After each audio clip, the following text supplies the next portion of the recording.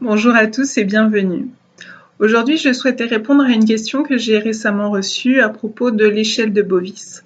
Ce n'est pas la première fois que je reçois ce type de demande.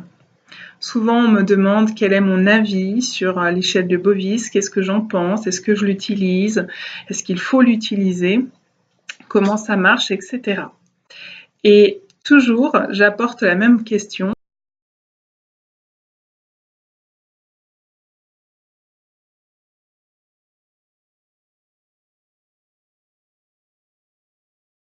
À savoir que finalement, l'échelle de Bovis, à mon sens, c'est ce que j'appelle un piège à ego. Moi, la première question qui me vient, et je vous invite à avoir cette démarche de questionnement, c'est à quoi peut bien servir l'échelle de Bovis? Lorsque vous êtes face à une découverte spirituelle, intellectuelle, personnelle, je vous invite à vous poser la question, pour en faire quoi? Donc l'échelle de Bovis, ok, je découvre peut-être ça, on me propose ce type de support, pour en faire quoi? Donc ici, en toute logique, c'est pour mesurer le taux vibratoire d'un lieu, d'une personne, d'un objet, etc. Mais à quoi peut bien servir de mesurer concrètement le taux vibratoire de quelqu'un? C'est-à-dire d'être capable de dire aujourd'hui, ton taux vibratoire, il est de temps, ou le taux vibratoire de cet objet ou de ce lieu est de temps. À quoi ça peut bien servir si ce n'est à porter un jugement sur cette personne ou sur ce lieu? À quoi peut bien servir l'échelle de Bovis? Pour mesurer un taux vibratoire lorsque nous sommes praticiens, énergéticiens, thérapeutes, si ce n'est à se rassurer soi-même sur notre propre pratique et sur le fait que oui, ce soin a bien permis d'augmenter le taux vibratoire de la personne. Ou alors, si ce n'est à se justifier. Se justifier auprès de qui? Eh bien, de votre clientèle. Bien souvent, ça permet finalement de faire tout ça. Mais est-ce que ça permet vraiment autre chose? C'est pour ça que je pense que c'est un piège à ego. J'ai par exemple des personnes que je connais qui sont thérapeutes et qui mesurent le taux vibratoire de la personne, rassurer soi-même sur le fait qu'ils ont bien eu une action, une intervention et que cela a fonctionné entre guillemets sur le patient qui est venu les voir. Je vous invite à vous poser vous-même la question. Pourquoi est-ce que j'aurais besoin de mesurer ce taux vibratoire? Pourquoi est-ce que j'aurais besoin de cette échelle de Bovis si ce n'est finalement pour me remplir d'orgueil et dire ça y est, j'ai réussi, ça a marché et puis en plus j'ai fait du super bon travail.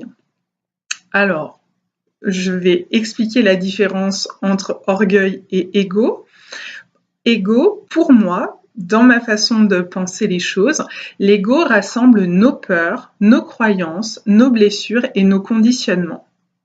Et puis vient l'orgueil. Donc je ne mélange pas les deux. L'orgueil, lui, certaines personnes pourraient le classifier dans l'ego négatif, disons. Donc l'orgueil pourrait intégrer la grande partie de l'ego. L'orgueil pourrait aussi intégrer la grande partie de notre personnalité. Et selon moi, dans notre personnalité, on trouve mon concept de l'ego. Donc l'orgueil serait une sorte de sous-partie à tout ça. Bon, si je vous explique tout ça, c'est pour que vous puissiez faire la différence. Quand je dis piège à ego, ce n'est pas forcément que seulement les personnes orgueilleuses utiliseraient l'échelle de Bovis. Ce n'est pas le cas. Mais est-ce que finalement, ça ne développerait pas ou ça ne répondrait pas à une sorte d'orgueil de pouvoir se targuer, de dire « Oh bien oui, moi quand je fais des soins énergétiques, eh bien mes patients passent de tel taux vibratoire à tel autre et c'est vraiment extraordinaire. » Ou j'utilise telle méthode de soins énergétiques, tel protocole plutôt que tel autre et la preuve en est, ça marche beaucoup mieux parce que taux vibratoire égale temps à la fin du soin. Ça, c'est quand même extrêmement égotique comme raisonnement, comme manière de penser un soin énergétique. À mon humble avis, tout le monde n'est pas obligé d'adhérer à cette façon de faire ni de penser, bien évidemment. Ça peut aussi venir combler une blessure narcissique chez le thérapeute. ou chez la personne qui n'est pas encore thérapeute mais qui souhaite le devenir, donc chez des étudiants ou chez des personnes qui vont faire des stages et des formations pour apprendre les soins énergétiques. Et du coup, le thérapeute leur propose l'échelle de Bovis pour mesurer leur capacité à avoir du résultat sur les soins qu'ils vont être amenés à faire. Donc, à mon sens, c'est là pour venir combler une blessure narcissique, un manque de confiance en soi, pour aller vérifier quelque chose, pour se justifier auprès d'une clientèle et quelque part légitimiser ses dons et ses capacités.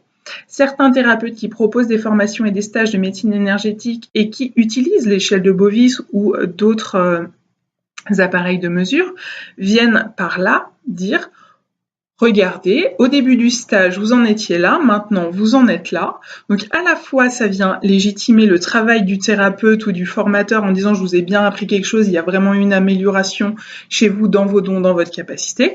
Et puis au passage, ça rassure en général la personne qu'elle n'a pas payé le stage pour rien et qu'effectivement, elle a bien des dons et bien des capacités et que celle-ci ne demande qu'à se déployer.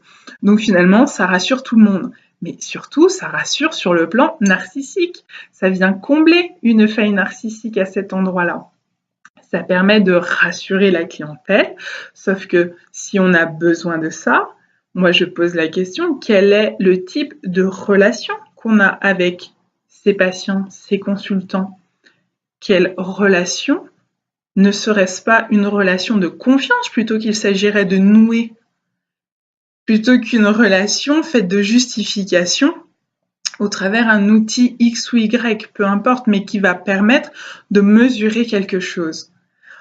Personnellement, j'espère en tant que thérapeute, et j'espère que d'autres soignants reçoivent des gens qui leur font confiance.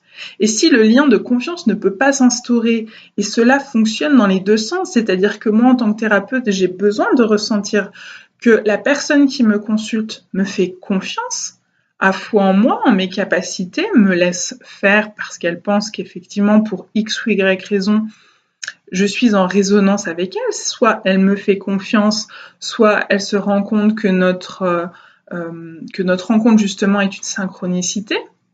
Soit que mes énergies lui parlent, soit que mon discours lui semble juste. Qu'est-ce que ça peut être encore? Parfois, c'est effectivement, c'est des bouches à oreille et des gens conseillent de venir me consulter. Mais encore une fois, c'est pas parce qu'un de vos proches m'a consulté que ça a super bien fonctionné pour lui. Certes, il va me recommander et j'en suis ravie.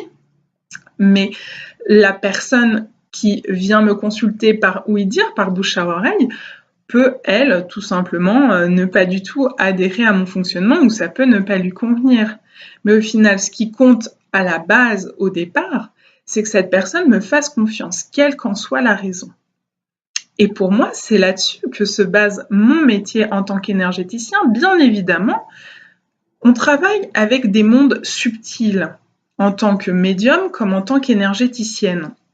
Je travaille avec des mondes subtils, avec des mondes célestes, qui parfois ne sont visibles que pour moi, et pas du tout pour les gens qui viennent me consulter. Donc forcément, il faut qu'il y ait de la confiance qui puisse se jouer pour qu'ils se disent « Ok, peut-être que c'est possible, peut-être que ce qu'elle me raconte, c'est dans la justesse. Oui, elle me fait vraiment du bien, oui, son soin me fait vraiment de l'effet, oui, ce qu'elle me raconte, c'est... pertinent avec peut-être ça vient faire résonance parce que bien évidemment je donne aussi des indications de ce que je perçois et si ça correspond à la réalité du consultant, forcément ça va aider au lien de confiance et à la relation. Mais on est bien d'accord que moi ce qui m'intéresse c'est d'avoir une relation de confiance avec mes consultants. Et bien évidemment, je ne l'entends pas différemment. Ça marche dans les deux sens. Si quelqu'un ne me fait pas confiance, je comprendrais que le soin n'ait absolument pas eu d'efficacité sur lui. Parce qu'il y a trop de doutes et il y a trop d'hermétisme par rapport, dans le sens hermétique, pas dans le sens chimique du terme. Donc la personne s'est montrée très hermétique à ma possibilité de soin et peut-être que du coup ça a limité mes capacités ou ça a limité l'effet de mon soin énergétique où l'effet de ma connexion s'est retrouvé réduite parce que la personne m'a laissé me frayer simplement un petit chemin vers elle, alors que d'autres personnes qui s'ouvrent à moi avec une franche confiance, eh bien forcément ça ouvre les portes. Alors, on pourrait vous dire, et ça je l'entendrai aussi, ah oui mais les charlatans c'est ce qu'ils racontent, les charlatans ils nous font avaler n'importe quoi sous caution de faisons-nous confiance. Ok, c'est vrai. Maintenant c'est pour ça qu'il faut écouter son cœur. Et là ça rejoint la notion de ce que je vous expliquais de l'échelle de Bovis est un piège à ego. À quoi ça sert si on est capable d'écouter son cœur, d'être connecté à son cœur? Alors j'ai pas besoin de preuves matérielles ou de mesures par rapport au taux vibratoire. J'ai pas besoin de quelque chose qui vient me dire oui c'est bon ça a marché quoi. Oui j'en ai la preuve. Quand on veut donner des preuves à ses clients, c'est qu'on a besoin de convaincre.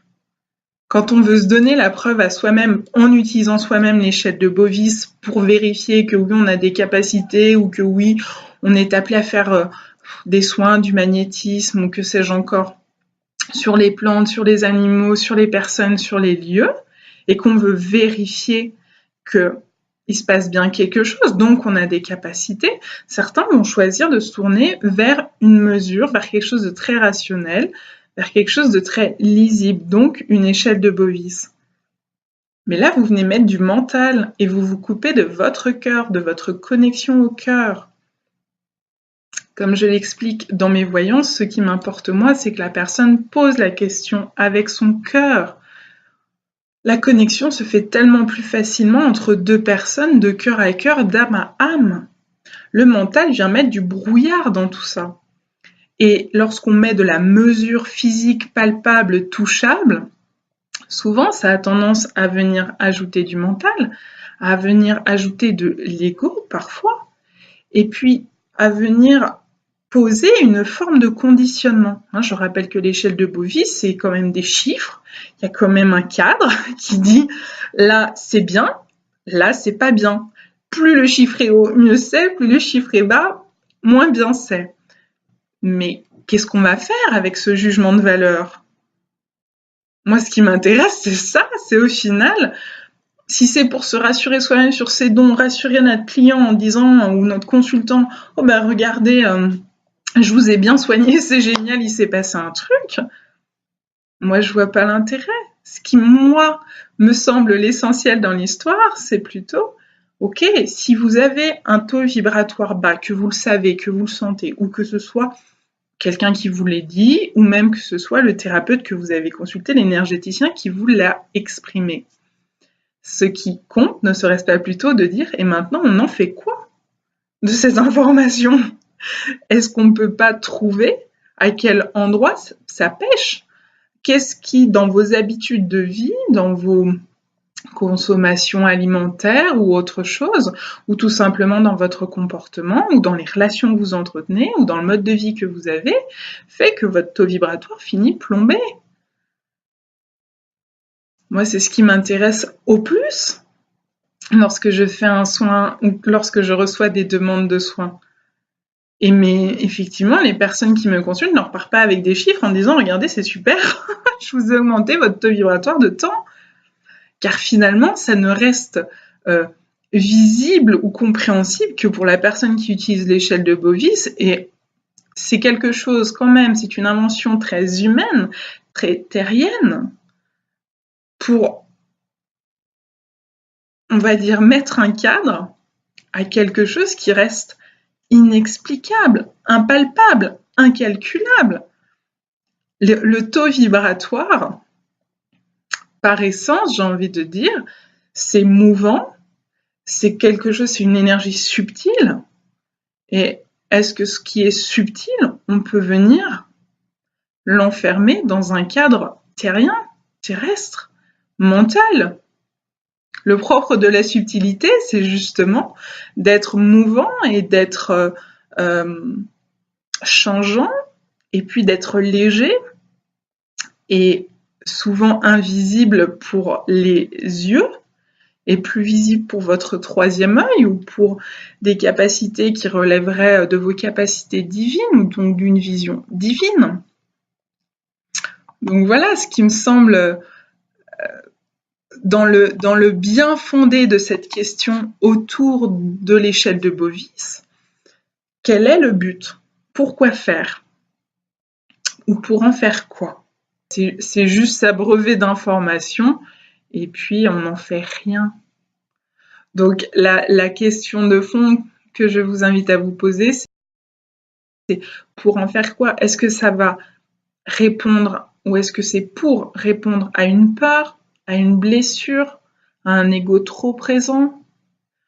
Ou est-ce que cette demande émane vraiment de votre cœur? Et ne pas confondre l'envie de savoir avec le besoin de calmer son cœur dans le sens affect, avoir le besoin de calmer ses affects, ses émotions, son cœur, avec le fait de répondre à son cœur sacré ou à son sacré cœur. Donc là, on n'est plus sur la thématique de l'âme. Donc le sacré cœur, lui, ne porte aucun affect, aucune peur, aucune attente non plus. L'échelle de Bovis n'était bien sûr qu'un prétexte entre guillemets pour vous expliquer que parfois, en matière de spiritualité, on a tendance à s'enfermer comme ça dans des nouveaux conditionnements ou alors dans des nouveaux outils et que peut-être derrière se cache un besoin de se sentir légitime, un besoin de se rassurer ou de rassurer les autres en face de nous qu'on a bien des capacités.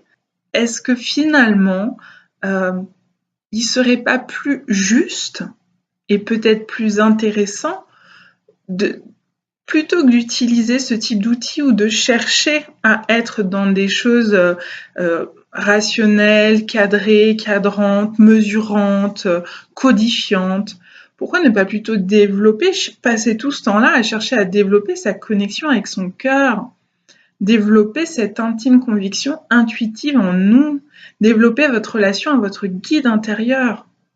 Finalement, n'est-ce pas la seule chose dont chacun a besoin et que chacun a besoin de savoir faire? Et au final, une fois qu'on sera connecté à cette partie-là de nous, n'aurions-nous pas accès à tous les savoirs? Donc à l'akasha. Et de fait, je n'ai plus besoin de venir mesurer, quantifier quelque chose, car mon cœur me dit que ce que je fais, c'est juste, et qu'il n'y a rien à prouver, il n'y a personne à convaincre. Je suis ce que je suis, et je suis alignée avec mon être profond. N'y aurait-il rien de plus à savoir ou à vouloir apprendre?